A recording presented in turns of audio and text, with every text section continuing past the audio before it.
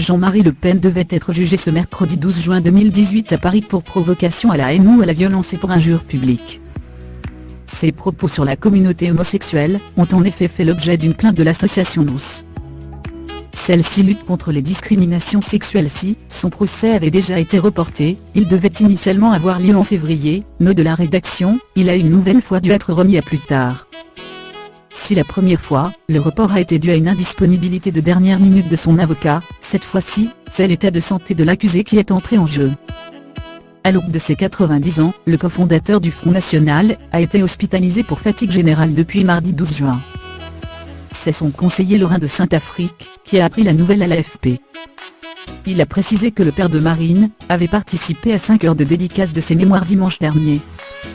Il devrait rester en observation jusqu'à lundi. Le procès devrait donc finalement se dérouler le 3 octobre prochain. Jean-Marie Le Pen a, depuis des années, pris l'habitude de partager ses pensées, souvent controversées, dans ses vidéos journal de bord. En mars 2016, il avait notamment fait un rapprochement entre l'homosexualité et la pédophilie.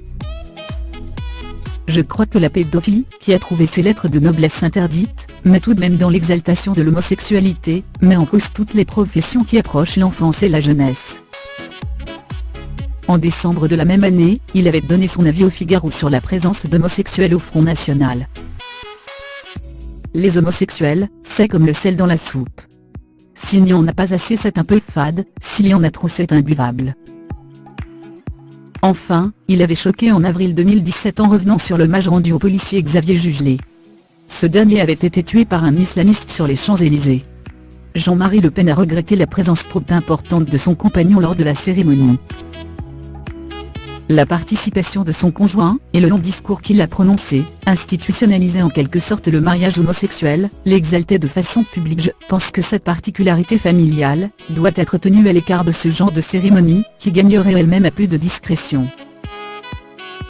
L'avocat de l'association Mousse souhaite faire prendre conscience que lorsque l'on critique l'homosexualité, on critique l'homosexuel lui-même. Pour le moment, ce délit, la provocation à la haine, n'a lieu que lorsqu'il s'applique à autrui.